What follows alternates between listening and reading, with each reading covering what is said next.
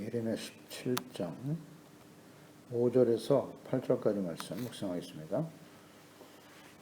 17장 5절에서 8절까지 말씀입니다. 말씀 읽겠습니다. 여호와께서 이와 같이 말씀하시니라. 무릇 사람을 믿으며 육신으로 그의 힘을 삼고 마음이 여호와에게서 떠난 그 사람은 저주를 받을 것이라. 그는 사막의 떨게나무 같아서 좋은 일이 오는 것을 보지 못하고 광야, 간조한 곳, 건건한 땅, 사람이 살지 않는 땅에 살리라. 그러나 무릇 여호와를 의지하며 여호와를 의뢰하는 그 사람은 복을 받을 것이라. 그는 물가에 심어진 나무가 그 뿌리를 강변에 뻗치고 저희가 올지라도 두려워하지 아니하며 그 잎이 청청하며 가물은 애도 걱정이 없고 결실이 그치지 아니함 같으리라. 아멘. 복을 받을 사람과 저주를 받을 사람. 유다 백성들의 죄는 금강석 철필로 기록되었다 그랬어요. 유다의 죄가 지어질 수 없을 정도로 아주 명확하고 결코 돌이킬 수 없는 그런 상황이 되었다. 그래서 하나님께서는 심판을 작정하셨다는 겁니다. 작정하신 심판이 이제 돌이켜지지 않는다 라는 말씀의 의미겠죠. 그렇게 된 이유는 그들의 마음속에 항상 아세라, 우상을 생각했다는 거예요. 하나님의 말씀을 마음속에 기록하고 그 말씀을 따라 순종하는 사람들이 되어야 할 텐데 우상을 생각하고 있어요. 그들이 하나님의 자녀가 말씀을 듣고 지켜 순종하는 이렇고 거룩한 백성으로 살아가는 일보다 더욱 사랑하고 소중하게 여겼던 재물, 보물 이거 다 빼앗기게 될 거라고 말씀하고 계십니다. 이것은 오늘 말씀 가운데 저주받을 사람과 복을 받을 사람은 어떤 사람인가에 대해서 말씀하고 있네요. 저주와 복을 받을 사람들은 누구냐? 엄밀하게 보면 이 복을 받을 사람과 저주받을 사람의 대상은 누구냐? 하나님의 자녀와 백성들이에요. 하나님을 모르는 사람은 이미 심판 가운데 있는 것이고요. 하나님을 아는 하나님의 백성들 중에 복을 받을 사람이 있고 저주를 받을 사람이 있다는 것이죠. 그런 의미로 봐야죠. 저주받을 사람은 누구냐? 하나님의 백성인데 저주를 받아요? 이상합니까? 성경을 보세요. 하나님께서 이스라엘 언약의 백성들에게 복과 저주를 선포하셨어요. 너희가 선택하라고 하셨잖아요. 그러니까 애굽에서 구원받은 하나님의 자녀 백성들 율법을 시내산에서 광야에서 주시면서 내가 오늘날 선택하라 그랬거든요. 누구에게? 구원받은 하나님의 자녀 백성들에게. 복과 저주가 너의 선택에 달려있다 라고 말씀하신 거예요. 그러니까 오늘 이 본문 말씀도 하나님의 백성들 중에 저주받을 사람이 있고 복을 받을 사람들이 있다라는 의미예요. 그럼 어떤 사람이 저주를 받습니까? 무릇 사람을 믿으며 육신으로 그의 힘을 삼고 마음이 여호와에게서 떠난 사람 그랬잖아요. 하나님의 자녀와 백성인데 그 마음이 하나님을 떠나서 사람을 믿고 의지하고 육신으로 그의 힘을 삼고 사는 사람들이다. 이런 사람은 반드시 저주가 임한다 라고 말씀하고 있어요. 사람을 믿는, 하나님을 믿지 않고 사람을 믿는다는 거예요. 이게 중요한 문제입니다. 하나님이 없는 사람은 하나님을 알지도 못하고 믿을 수도 없어요. 문제는 하나님의 은혜로 구원받아 하나님의 자녀가 되고 하나님의 백성이 된 사람들이 하나님을 믿지 않고 사람을 믿더라는 것이죠. 그리고 육신으로 그의 힘을 삼는다. 육신으로 힘을 삼는다는 것은 인간의 지혜, 지식, 경험, 능력 혹은 인간관계 등을 힘으로 삼는 사람들이에요. 그래서 인본주의라고 말할 수 있겠죠. 인본주의적인 사람들. 인본주의라고 하는 것은 인간과 자기 자신의 능력을 믿으며 살아가는 사람들이에요. 사실 이들에게는 하나님이 없는 것과 같죠. 없는 것과 같습니다. 하나님을 떠난 사람들인데 하나님을 떠난다라고 하는 것은 하나님에 대한 지식이 없거나 혹은 알면서도 하나님을 버린 사람들, 말씀을 버리고 무시하고 불순종하고 악을 행하는 사람들이겠죠. 이런 사람들이 저주를 받을 대상이 된다. 그러니까 하나님을 믿지 않고 자기 자신을 믿고 살아가려고 하는 사람들이에요. 오늘 잘 우리는 이 말씀을 우리에게 적용시켜 봐야 합니다. 입술로만 믿는다고 하지 말고 실천론적 무신론자. 그러니까 입술로는 하나님을 믿고 예수님을 믿는다고 말하면서도 행함이 없는 믿음은 죽은 것이라고 했으니까요. 주님의 말씀을 믿고 그 다음엔 순종해야 되는 거예요. 순종, 말씀대로 순종하는 것이 진짜 믿음이에요. 하나님을 믿고 신뢰하기보다는 자기 자신을 더 믿고 의지하는 사람들이 있더라. 나는 어디에 속한 사람인가? 하나님은 아시고 자기 자신도 알아요, 사실. 주변에 있는 사람들이 보아도 충분히 알 수 있는 모습이에요. 열매로 그 나무를 알지니라 하셨으니까요. 언행을 보면 알 수 있겠죠. 저주라고 하는 의미는 무엇입니까? 저주라고 하는 히브리어에는 두 가지 의미로 기록되어 있는데요. 하나는 텔랄라라고 하는 히브리어가 있어요. 이거는 뭐냐면 하찮게 여긴다, 경히 여기다, 경멸하다, 그런 의미를 갖고 있는 단어고요. 두 번째 저주의 단어가 아라르인데 이것은 완전히 파괴된다, 그런 의미를 가지고 있는 단어예요. 그래서 문자 그대로 우리가 의미를 생각해 본다면 경멸하고 완전히 파괴시키다, 이것이 저주입니다. 우리말의 이 저주의 사전적 의미는 몹시 미워하는 상대에게 재앙이나 불행한 일이 일어나도록 빌며 바라는 것이다. 이게 저주란 뜻이네요. 그러니까 연결해서 묵상해 보면 하나님과 사람에게 미움의 대상이 되어 멸망의 길을 가게 되고 가치 없는 존재가 된다. 불행한 일이 계속되어진다. 이것이 저주라는 의미겠죠.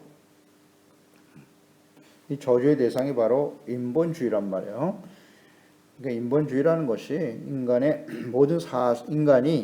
모든 사상의 중심이 되는 거죠. 중심이 된다. 이것을 다른 말로 인간주의로 해석하기도 하는데요. 인본주의 혹은 인간주의. 인간주의라고 하는 것은 사람답게 살아가는 것이다. 사람이 행복해야 한다라는 주장이 있는데, 하나님께서 사람을 만드셨으나 그 하나님을 인정하지 아니하고 어찌 사람답게 살 수 있겠습니까? 사람이 스스로 자신들의 노력과 수고와 끊임없는 개발과 노력을 통해서 인간이 스스로 행복을 만들어낼 수 있다라는 생각이죠. 사람이 중심이 되어지는. 이처럼 하나님을 말씀을 버리고 타락한 아담과 하와의 후손들은 하나님을 모르기 때문에 인간의 욕망을 추구하며 철저히 인간 중심의 삶을 살아갈 수밖에 없어요.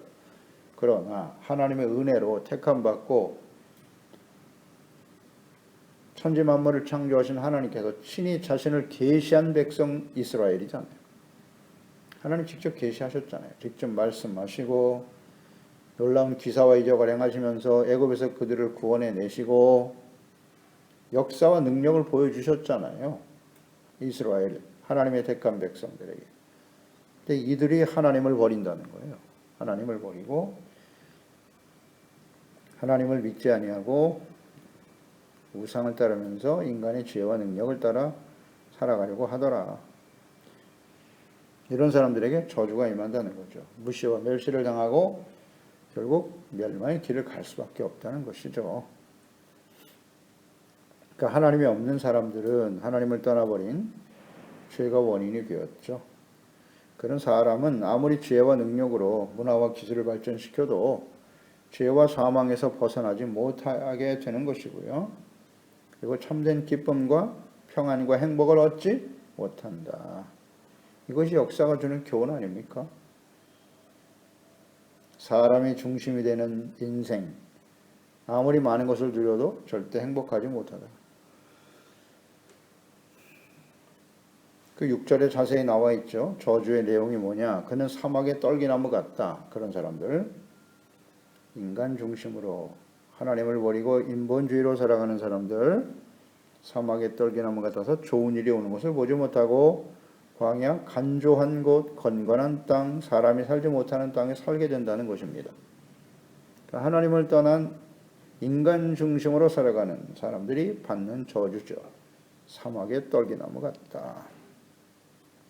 그러니까 사막과 같이 메마른 심령 속에서 살아가는 사람들이 되는 거예요.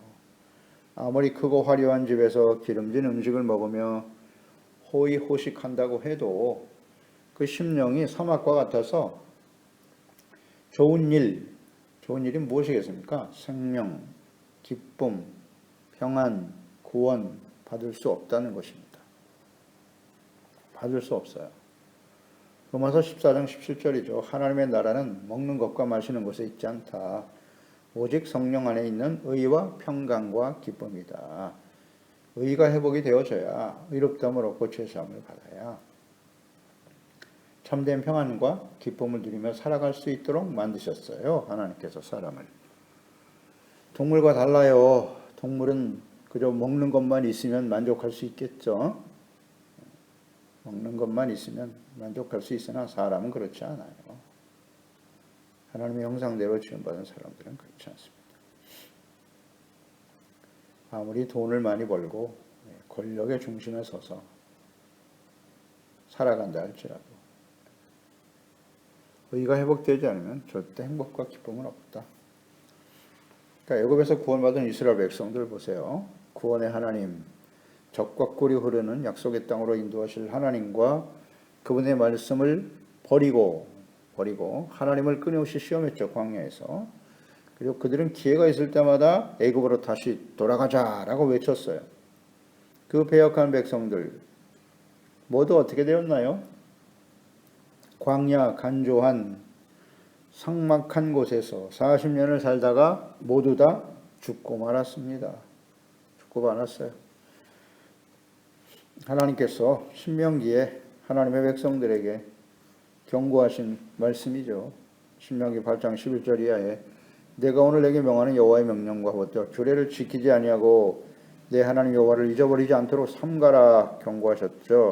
내가 먹어서 배부르고 아름다운 집을 짓고 거주하게 되며 또 내 소와 양이 번성하여 내 은금이 증식되고 내 소유가 다 풍부하게 될 때에 내 마음이 교만하여 내 하나님 여호와를 잊어버릴까 염려하노라. 여호와는 너를 애굽 땅 종되었던 집에서 이끌어내시고 너를 인도하여 그 광대하고 위험한 광야 곧 불뱀과 정갈이 있고 물이 없는 간조한 땅을 지나게 하셨다. 또 너를 위하여 단단한 반석에서 물을 내시고 내 조상들도 알지 못하던 만나를 광야에서 내게 먹이셨나니 이는 다 너를 낮추시고 너를 시험하여서 마침내 내게 복을 주려 하심이었느니라. 그러나 네가 마음에 이르기를 내 능력과 내 손의 힘으로 내가 이 재물을 얻었다 말할 것이다 예견하셨죠. 내 하나님 여호와를 기억하라. 그가 내게 재물을 능력을 주셨음이라. 이같이 하시면 내 조상들에게 맹세하신 언약을 오늘과 같이 이루려 하심이니라. 이렇게 하나님을 잊어버리고 자신의 능력으로 내 힘과 내 능력으로 이 모든 것이 이루어졌다고 생각할까 두렵다.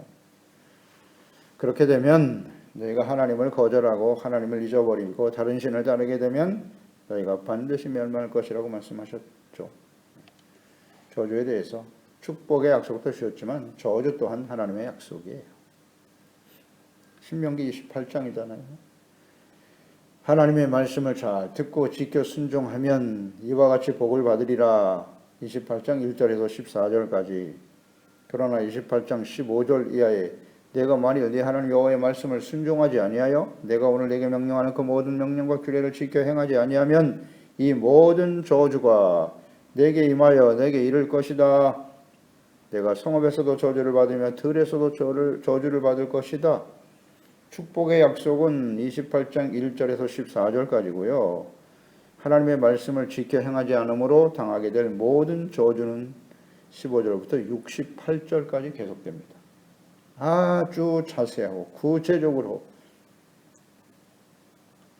하나님께서 주신 약속이에요. 선택하라는 겁니다. 선택과 결국 간단하죠. 청종. 하나님의 말씀을 듣고 순종할 것이냐 아니면 거부하고 불순종할 것이냐에 따라서 복과 저주가 결정된다. 하나님의 약속이니까 그대로 되는 겁니다. 우리의 선택과 결정이 그만큼 중요하다고 계속 강조하시잖아요. 그래서 신명기 30장 19절로 20절 내가 오늘 하늘과 땅을 불러 너에게 증거를 삼노라. 내가 생명과 사망과 복과 저주를 내 앞에 두었다. 너와 네 자손이 살기 위하여 생명을 택하고.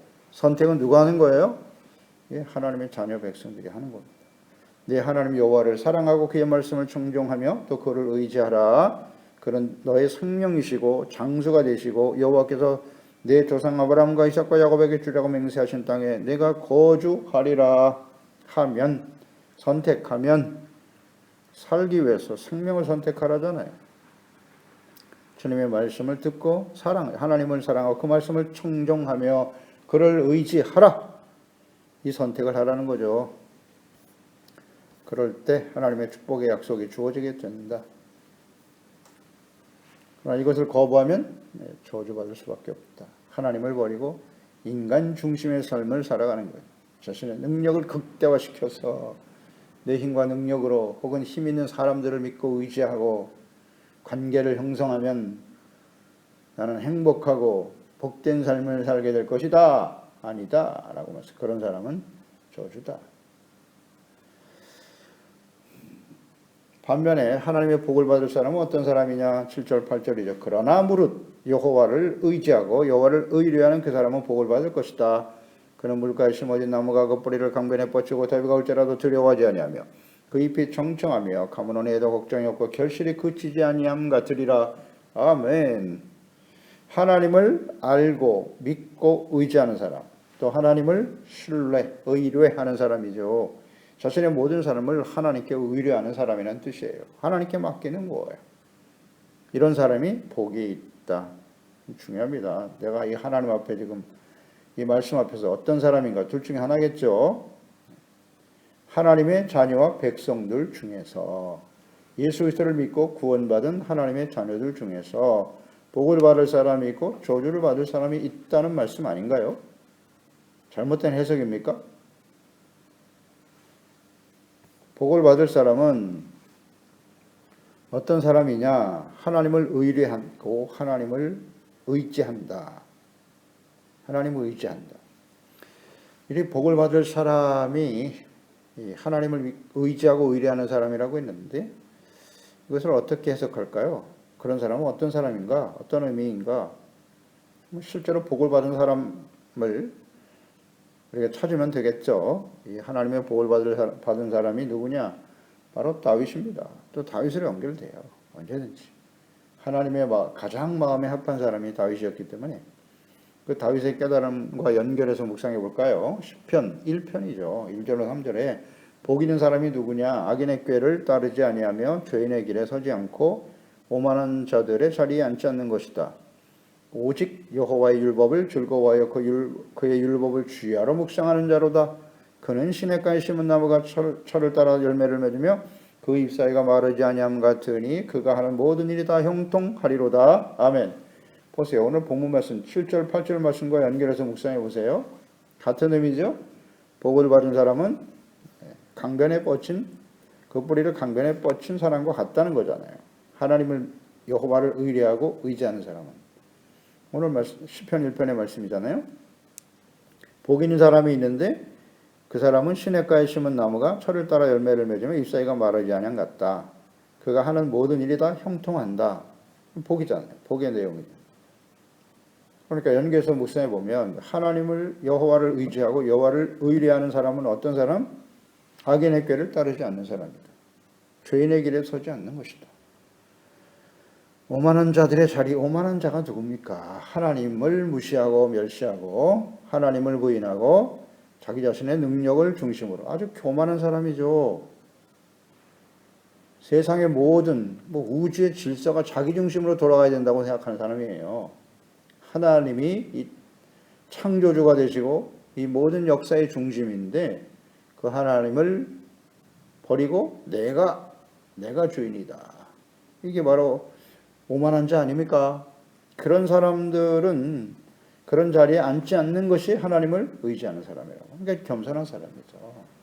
겸손한 사람이 하나님을 믿고 의지하는 것이다. 그러니까 하나님을 신뢰하는 사람이 또 여호와의 율법을 즐거워해 주야로 묵상하는 사람이라고 하셨잖아요. 그러니까 하나님을 믿고 신뢰하고 그분의 말씀을 듣고 순종하는 겸손이죠. 겸손, 또 의와 거룩한 사람, 죄를 멀리하고 하나님의 나라와 그의 의를 삶의 중심에 두고 살아가는 사람, 이런 사람이 하나님을 의지하는 사람이죠.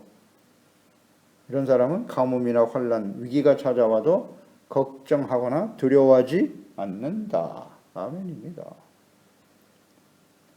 위기와 시련이 다가올 때, 지금 코로나19의 환난을 지금 우리가 지나고 있는데요.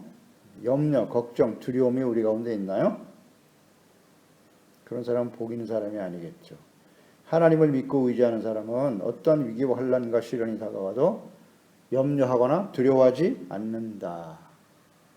자신의 능력을 믿고 의지하는 사람, 인간 중심의 삶을 살아가는 사람들은 인간이 힘으로 도저히 극복할 수 없는 위기와 환난을 만나게 되면 두려워하게 되지요. 근심, 걱정, 염려하게 되는 겁니다. 이 중요한 교훈과 깨달음입니다. 그러니까 평소에는 잘 몰라요. 이런 환난과 위기와 시련을 만나봐야만 비로소 내가 하나님을 의지하며 살아왔는지, 나 자신을 의지하며 살아왔는지를 알게 되겠죠. 염려, 걱정, 두려움. 시편 40편 44절로 5절에도 다윗의 고백을 볼 수 있죠. 여호와를 의지하고 교만한 자와 거짓에 치우치는 자를 돌아보지 아니하는 자는 복이 있도다. 하나님을 의지하는 사람은 겸손한 사람이에요. 여호와 나의 하나님이여, 주께서 행하신 기적이 많고 우리를 향하신 주의 생각도 많아 누구도 주와 견줄 수가 없나이다. 내가 널리 알려 말하고자 하나 너무 많아 그 수를 셀 수도 없나이다. 아멘. 하나님께서 모든 것을 행하셨도다. 천지 만물을 창조하셨고 예수 그리스도 안에서 나를 구원해 주셨고, 놀라운 기적이죠. 죄사함 받고 의롭다므로도 하나님의 자녀가 되고 영원한 생명을 얻게 되었도다. 하나님의 은혜, 지금까지 살아온 모든 것이 하나님의 은혜로다. 할렐루야입니다. 겸손하죠. 그러니까 하나님을 믿고 의지하고 날마다 주의 말씀에 귀를 기울이고 주님의 말씀을 따라 죄악된 길이 아닌 의의 길을 따르려고, 하나님의 나라와 의를 먼저 구하려고 삶의 중심으로 여기고 살아가는 사람, 그런 사람들이 복이 있는 사람이요 하나님을 의지하는 사람입니다.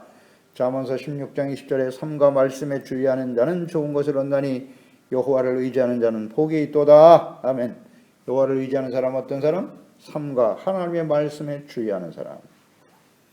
잠언 28장 25절이요. 욕심이 많은 자는 다툼을 일으키나 여호와를 의지하는 자는 풍족하게 된다. 하나님을 의지하는 사람은 어떻게 돼요? 풍족하게 된다. 욕심을 가지고 자기의 욕망을 위해서 살아가는 사람은 끊임없이 다툼 속에 살아갈 수밖에 없어요. 다툼을 일으키는 사람 어떤 사람? 욕심이 많은 사람. 간단하잖아요. 잠언서 29장 25절에 사람을 두려워하면 올무에 걸리게 된다. 여호와를 의지하는 자는 안전하리라. 풍족과 안전, 참된 평안, 또 삶에 필요한 모든 것을 하나님이 채우시는 은혜 가운데 사는 인생. 어떤 사람? 하나님을 의지하는 사람. 이게 복 아니에요? 의, 평강, 기쁨, 안전. 환난과 시련이 계속될 때 어떻게 해야 우리가 평안하고 안전한 삶을 살 수 있을까요? 하나님을 의지하는 사람.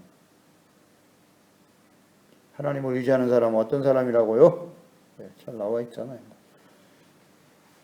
하나님의 말씀을 주야로 묵상하고 그 말씀에 드러난 죄를 깨닫고 버리고 용서받고 의롭다함을 얻고 겸손이란 무엇입니까? 하나님 앞에서, 말씀 앞에서 자신의 죄를 깨닫고 인정하고 돌이키는 거죠. 버리는 겁니다. 하나님께 자비와 긍휼, 주님의 은혜를 사모하며 사는 사람, 하나님을 의지하는 사람이죠. 나의 능력, 나의 열심, 종교적인 열심을 믿고 사는 사람도 있어요. 내가 이렇게 하나님께 예배를 드렸고, 내가 이렇게 헌신했고, 내가 하나님 앞에 어떻게 봉사하며 섬겼다. 그걸 의로 여기고 아주 미묘한 차이인데요. 미묘한 차이입니다. 이거. 하나님을 의지하는 것처럼 보이나 결국 자기 자신의 능력, 자기 자신의 열심, 자기 자신의 어떤 경건의 모양, 하나님께 드린 업적 이런 것들을 의지하려고 한단 말이에요. 미묘한 차이인데 하나님은 아세요. 하나님을 의지하는 사람은 언제나 겸손해요. 그렇지 않으면 아주 교만하죠. 교만한 모습으로 나타날 수밖에 없습니다. 오늘날 이 환란의 시대에 교회와 그리스도인들이 세상 사람들에게 겸손하게 비춰지나요? 교만하게 비춰지나요? 한번 좀 객관적으로 생각해 보십시다.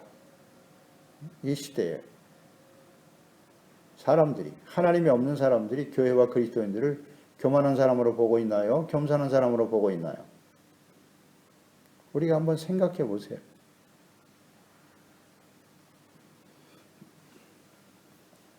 하나님을 의지하는 사람은 겸손한 사람입니다. 겸손이라는 것이 무슨 종교적인 의식, 예배를 열심히 드려야 겸손한 게 아니잖아요. 이걸 모르면 어떡합니까?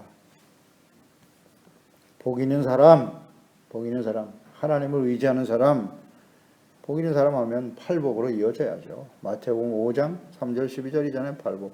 심령이 가난한 사람, 천국이 저희 것입니다. 애통하는 사람, 자기 죄 때문에 정말 안타까워하고 눈물을 흘리는 사람, 복 있는 사람이죠. 이런 사람이 하나님을 의지하는 사람이에요. 온유한 사람, 하나님의 말씀에 절대 순종하는 사람이죠. 의에 줄이고 몽하는 사람, 의에 대한 갈망을 가지고 우리가 하나님 앞에 의라고 하는 건 무엇입니까? 종교적인 의를 주장하려고 하는 사람이 아니라 하나님 앞에서 나의 죄를 깨닫고 용서받는 의를 사모하는 사람. 이 의미를 모르면 안 되잖아요. 긍휼히 여기는 자, 사람들을 불쌍히 여겨야죠. 내가 하나님께 긍휼히 여김을 받기 위해서는 다른 사람을 긍휼히 여겨야죠. 이웃에 대한 대인관계의 성령이 그러면은 오래 참음, 자비, 양선밖에 없어요. 우리가 해야 할 일은 긍휼히 여기는 거예요. 마음이 청결하고 깨끗해야죠. 청결이라고 하는 것은 림피아 코라선이에요. 마음을 씻어내는 거예요. 매일같이 죄를 버리고 씻음받고 용서받는 마음, 청결한 마음, 그리고 오직이에요. 오직 하나님의 말씀, 두 마음이 아니라 한 가지 마음이 깨끗한 마음이에요. 자신과 하나님과 재물, 두 주인을 섬기려고 하잖아요. 그 재물 안에는 자기 자신이 들어있죠. 그 다음 화평케 하는 사람, 복 있는 사람이죠. 다툼을 일으키는 사람이 아니라 화평케 하는 사람은 십자가 지는 사람은 죄를 버리고 하나님이 나를 용서하신 같이 모든 사람을 용서하고 용납하는 사람, 이런 사람이 복 있는 사람이고 하나님을 의지하는 사람이죠. 또 의를 위해서 박해를 받는 것을 오히려 기뻐하고 즐거워하는 사람이다. 팔복에 참 나와 있어요. 그러니까 하나님을 의지하는 사람은 팔복에 해당하는 사람이에요. 이건 철저하게 자기중심이 아니잖아요. 자기를 버리고 예수 그리스도, 주님의 인격과 주님의 마음이죠. 이것을 본받고 따르는 사람들이 하나님을 의지하는 사람, 그런 사람은 복을 받아서 가뭄이 와도 더위가 와도 두려워하거나 걱정하거나 염려하는 일이 없다. 환난 시련, 위기가 찾아와도 두려워하지 않아요. 하나님이 그 생명과 능력의 원천이 되어 주시기 때문입니다. 나는 어떤 사람입니까? 기도하겠습니다. 하나님 아버지, 오늘도 주님께서 복을 받을 사람과 저주를 받을 사람, 누구에게 하나님의 자녀와 백성들에게 주시는 말씀이에요. 그 백성들 중에 복을 받을 사람이 있고 저주를 받을 사람이 있다고 이미 신명기 28장에도 또 8장에서도 자세히 말씀하셨어요.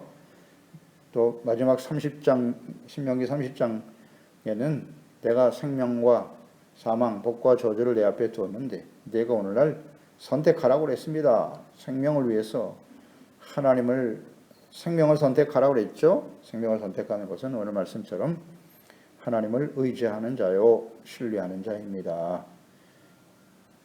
인간의 지혜와 지식과 능력을 의지하는 교만하고 어리석은 자가 되지 않게 하시고 겸손한 자로서 하나님의 말씀을 주여로 묵상하면서 그 말씀에 드러난 우리의 교만하고 욕심에 이끌려 살아가는 삶을 버리고